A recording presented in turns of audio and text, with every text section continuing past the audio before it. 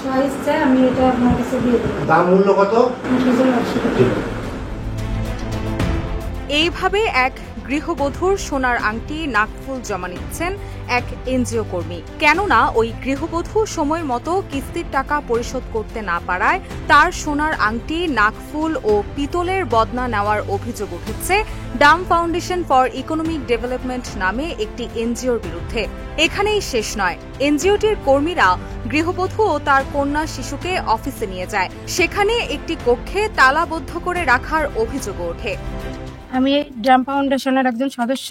আমার স্বামী দিনাদিকের জন্য একটু দূরে গেছে, কিন্তু সেই কারণে তারা এমনভাবে আমার সাথে সুযোগ নিয়ে তারা আমার কাছ থেকে সোনাদানা সহ 2টি পিতলে বদনা নিয়ে গেছে জোরপূর্বকভাবে। 3 ঘন্টা বাবদ আটকায় রাখছে। আমার বাচ্চাটা সারাদিন না খাওয়া ছিল। আমি সুষ্ঠু বিচার চাই। জানা গেছে, বাঘেরহাটের চিতলমারীতে Dam foundation for economic development নামে এনজিওটির কাছ থেকে 40,000 টাকা ঋণ নেন শ্রাবণী হীরা নামে এক গৃহবধূ। এই টাকার বিপরীতে মুনাফা সহ 45,120 টাকা পরিশোধ করার কথা ছিল। এর মধ্যে কয়েকটি কিস্তি খেলাপি হলে এনজিওর কর্মীরা গত 29 অক্টোবর সকালে বাড়ি থেকে গৃহবধূ ও তার কন্যা শিশুকে অফিসে নিয়ে যায়। সেখানে একটি কক্ষে তালাবদ্ধ করে আটকে রাখা হয় বলে অভিযোগ করে গৃহবধূর পরিবার।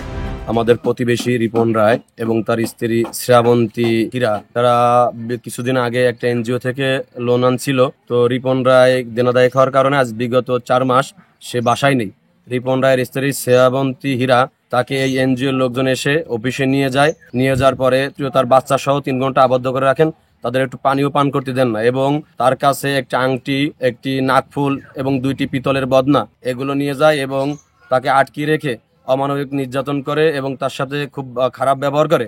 আমরা এই খারাপ ব্যবহারের তীব্র নিন্দা ও প্রতিবাদ জানাই এবং অবিলম্বে এই ন্যাক্কারজনক ঘটনার আমরা বিচার চাই। বাড়িতে কিস্তির টাকার জন্য অনেক চাপ দেয়, প্রত্যেক দিনই আসে, কিন্তু তারা লিপন রায়ের স্ত্রী কিস্তির টাকা না দিতে পারার কারণে তাদের বাড়ি থেকে সোনা গয়না, পিতলের বদনা, আংটি এই ধরনের জিনিসপাতি নিয়ে গেছে। আমরা এর সুষ্ঠু বিচার চাই। ভবিষ্যতে যেন এই ধরনের কোনো কর্মকাণ্ড না হয় সেদিকে সরকারের দৃষ্টি আকর্ষণ করছে।